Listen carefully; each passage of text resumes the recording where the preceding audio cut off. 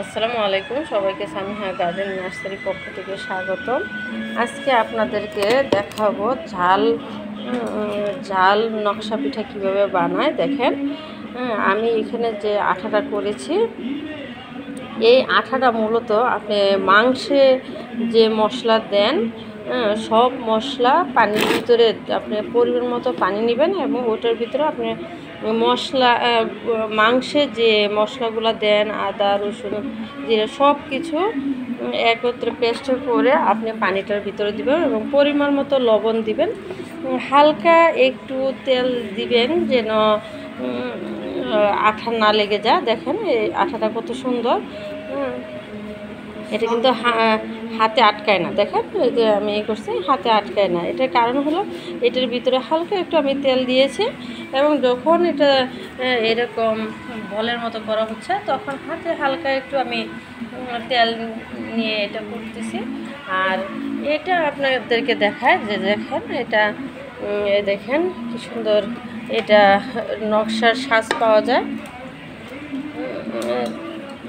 আমার কাছে এক জাতের আছে, সাজ আছে, সে কারণে এক জাতের বানানো হচ্ছে। তো আপনারা ইচ্ছা করলে আরও অনেক ধরনের সাজ কিনতে পারবেন।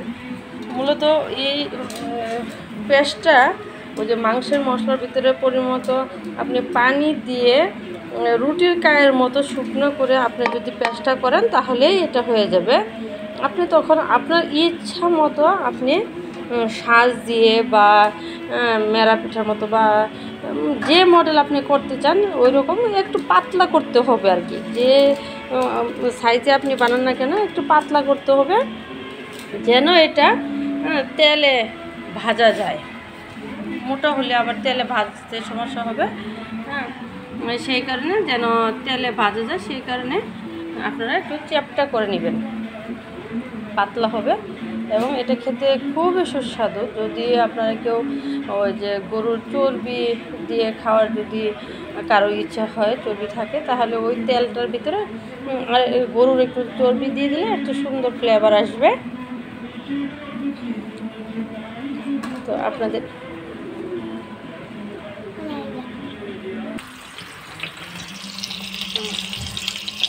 আমি দেখেন একটু কোরবানির চর্বি ছিল একটু দিয়েছি, যদি চর্বিটা কিন্তু ক্ষতিকর, যারা হার্টের সমস্যা আছে তাদের জন্য আরও বেশি ক্ষতিকর। সেই চর্বিটা একটু জ্বালিয়ে দিয়েছি। চর্বিটা দিলে হয়েছে যারা আর কি খেতে পারেন, একটু যখন আপনি পিঠাটা ভাজবেন তখন সুন্দর একটা গ্রান করবে।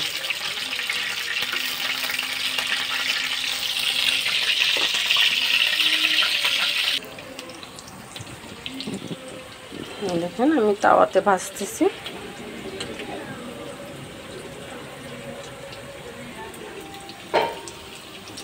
দেখেন এগুলো যখন লাল হবে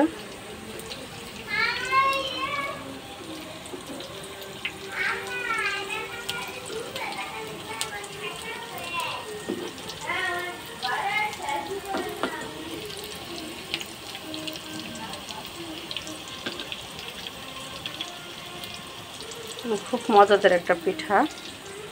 যারা ডায়াবেটিস আছে, মিষ্টি খেতে পারে না, তাদের জন্য এই জাল পিঠাটা অনেক ভালো লাগবে। আমি অবশ্য মিষ্টি পিঠাটা বেশি খাই। মিষ্টি মানে চিনি গুঁড়ি দিয়ে কালো জিরা দিয়ে ঠিক এভাবে রুটির কায়ের মতো করে তারপরে সাজ দিয়ে বানিয়ে আমি তেলে ভেজে খাই। আমার যেহেতু বাচ্চা আছে, বাচ্চারা ওটা খুব পছন্দ করে। তো আজকে ভাবলাম আমি একটু সবসময় তো মিষ্টিটা খাই, আজকে একটু ঝালটা খাই, সেই কারণে আজকে ঝালটা বানাচ্ছি।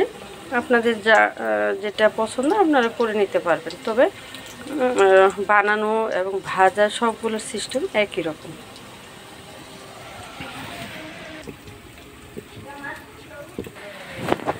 আমি এখন দেখেন যেগুলো দিয়েছি এগুলো আবার একটু অন্যরকম করেছি, যেহেতু শ্বাস নাই আমি হাতে দিয়েছি, কিন্তু এগুলোতে আবার আমি ডিম দিয়েছি।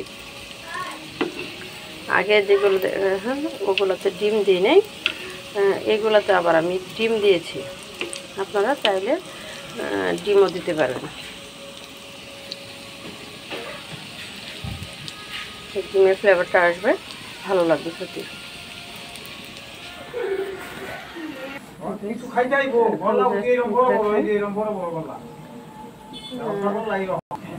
এখানে যেগুলো আছে এগুলোতে আমি ডিম দিয়েছি, এটার টেস্ট আলাদা হবে। যেহেতু বাচ্চা, আমার বাসায় বাচ্চা আছে, সেখানে বাচ্চাদের কথা ভেবে আমার এটা একটু ঝাল বানিয়েছি এবং এটাতে আমি ডিম দিয়েছি। এটা আমি ডিম দিয়েছি, এটা আর একটু টেস্ট বেশি হবে। আপনারা ইচ্ছা করলে এটা ডিম দিয়ে বানাতে পারেন। আর কালো জিরাটা দিলে হয় কি আপনার কামড়ে কামড়ে পড়বে এবং সুন্দর গ্রান করবে। ধন্যবাদ সবাইকে। আমাদের ভিডিওগুলো যদি আপনাদের ভালো লেগে থাকে তাহলে love you IT solution YouTube চ্যানেলকে সাবস্ক্রাইব করে অল বাটন ক্লিক করে দিন, আমাদের সব ভিডিও আপনারা পেয়ে যাবেন। ধন্যবাদ সবাইকে।